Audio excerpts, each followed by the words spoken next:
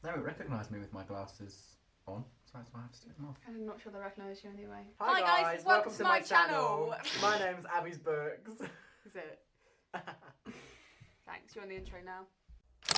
Hello everybody, welcome back to my channel. My name's Abby, and today's video consists of me reading 1-star reviews of my favourite books on Amazon. I'm doing Amazon because I just think there'll be more of a wider range of opinions and, you know, just a broader market overall. I'm a little bit nervous because I just know full well that I'm going to take this extremely personally and I will be offended. Bottom line, I'm not going to try and hide it. I'm going to be extremely personally offended by these 1-star reviews. But I've got my orange and mango juice to calm the nerves. I don't know about you guys, but I probably finish this in one sip. If it's juice, it's gone straight away. Yeah. I will be reading them on my laptop just because I film on my phone. It's not the best situation, I'm aware, but it's what we have to deal with. You also may have noticed that yet again I'm in another different filming location. And this time I'm just sat on my floor next to my book cart. This is the best I've got to offer. And it's not ideal. It's not that practical, but it's gonna have to do. At this moment in time, I'm aiming for about 3 different books to read the reviews on, but depending how much this affects me, I might not get that far. So we just see where it takes us. Hope for the best. Hope the reviews aren't that brutal and I don't cry. But yeah, let's get into this. I'm just having a little read, and some of these are brutal. Okay, so if you know me, you probably won't be surprised that I'm starting off strong with my favourite book, The Song of Achilles by Madeline Miller, which I've seen has a new cover, actually, and I'm liking it, so someone restrain me from having to buy this, because I will buy it, another copy. Don't let me. I filtered the reviews to 1 star. Ow. Okay, let's go. I don't think I can. It's not personal, it's not personal.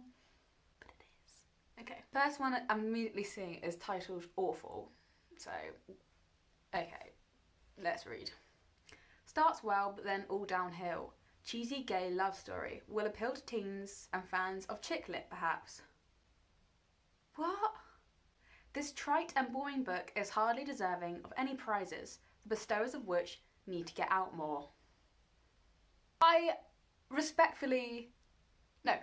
disrespectfully disagree with this. First of all, I'd just like to say this is one of the only select books that I didn't find the romance cheesy. And I'm a very easily cringed out person, so that coming from me is saying a hell of a lot. I'm fans of chick lit. I really don't see that, I'm afraid. Not in the slightest. But, yeah. Okay. Apparently I need to get out more. I get out quite a bit, and plus it's lockdown, so, what are you expecting? Yeah, I'm definitely taking this to heart, I think. Whoops. The next review is quite short, quite to the point. It's slow, boring, and repetitive. If you vaguely know the original story, this adds little and has no surprises. Wasted money. I don't really know what to say. I feel like the majority of retellings do have a original text that they're going from, so I feel like it's limited to how much you can really add. I get where you're coming from, I suppose, but I feel like people would equally complain if it was too different from the original text, so I'm you can't really win, can you? Don't worry about that, Madeline, it's fine. This review says, the ruse of having a dead person speaking is very odd. Just wait until they find out about the book thief. Then they're going to be really upset. The next review is titled Absolutely Awful. Not just awful, absolutely awful. I very rarely do not finish a book and struggle through half of it. I can appreciate that because I do always have to finish a book. No matter what it is, if I'm enjoying it, I'll have to finish to the end. So me and you are quite similar in that aspect, the person who's left this review. The prose was flowery and boring. The prose, in my opinion, was beautiful and I loved it. But if that's not your style of writing, I can sympathise.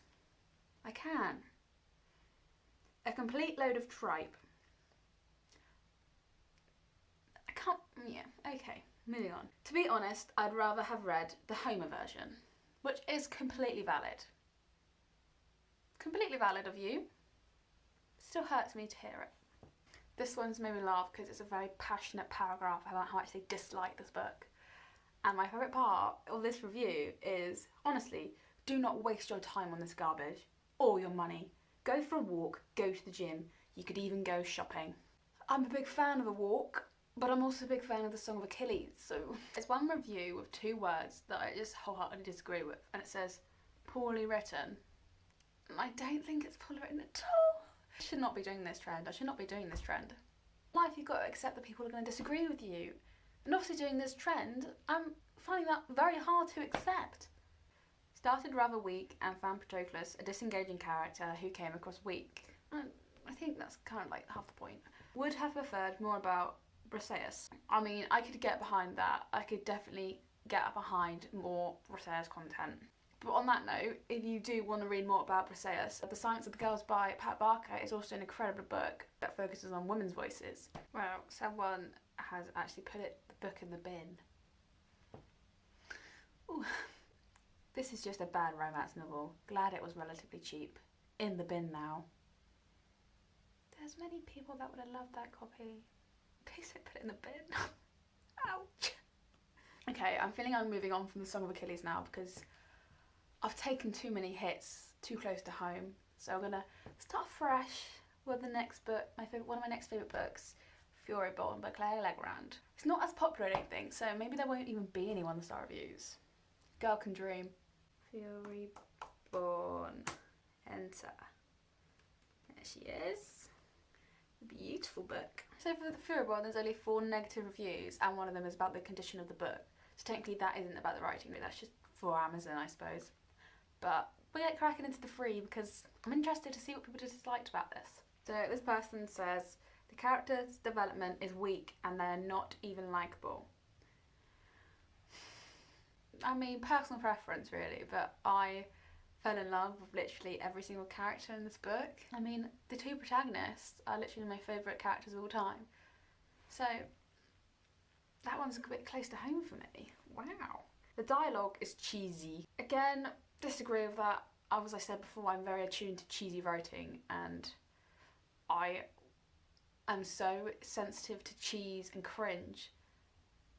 And I didn't find any in this book, so you must just have a very different perspective of cheesiness, to be honest. Someone's just plainly put, book or music, with a load of question marks. I don't really understand what you mean by that. A book? At least I think so. I mean, there's not much negativity here, so I can't complain too much, but I think we have to move on to the next book. And bearing in mind this only has 1,000 reviews in total, and 4 of them are negative. Well, 3 of them are negative, so that's pretty good going. I'm not too offended by that. I can stomach that one. Okay, so my next favourite book that I'm going to be reading reviews for, 1-star reviews, is 7 Husbands of Evelyn Hugo by Taylor Jenkins Reid. I'm quite nervous about this book because it did mean a lot to me personally.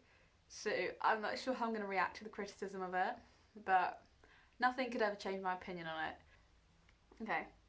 I wasted hours of my precious life reading this complete and utter tripe, trashy from start to finish, without a single redeeming quality. Avoid.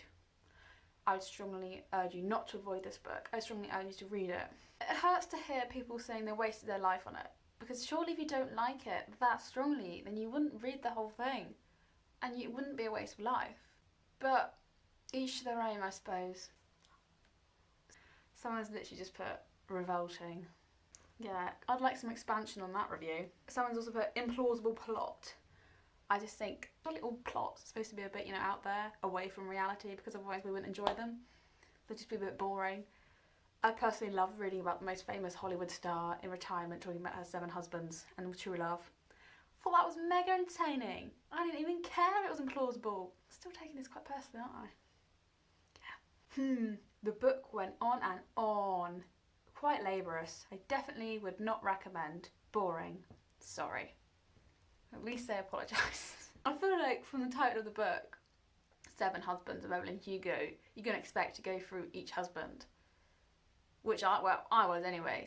I was very happy with the length of the book. If anything, I wanted the book to be longer. This is why I get so nervous recommending books to people. Because if they came back to me and said, Abby, I didn't like that, that was dreadful, and gave it 1 star, I genuinely think the friendship would be over. I would never recommend a book again. This is a genuine fear that I have on BookTok, on BookTube, recommending books, is that people will come back and tell me they didn't like them. But I guess we have to expect it, you know, everyone has different tastes, everyone's different. Sadly, I did not care for this book. I found the main character to be unsympathetic and selfish. I kept reading with anticipation that there'll be a redeeming storyline, but it was not to be. I personally love stories with a bit of a morally grey character, you know, a character that struggles with what's right and what's not, and that's why I really enjoyed the story. I think it was such an accurate representation of me for struggling with who you are inside and trying to be the person that everybody wants you to be and struggling to fit in and hurting those around you because you're trying to self-preserve. And that's why I really connected with it. I thought that was the point of the story, to have a character that was not, I didn't find her selfish either. I think she did what she thought was right, and everything she went through, she still chose to be who she was, unapologetically after that.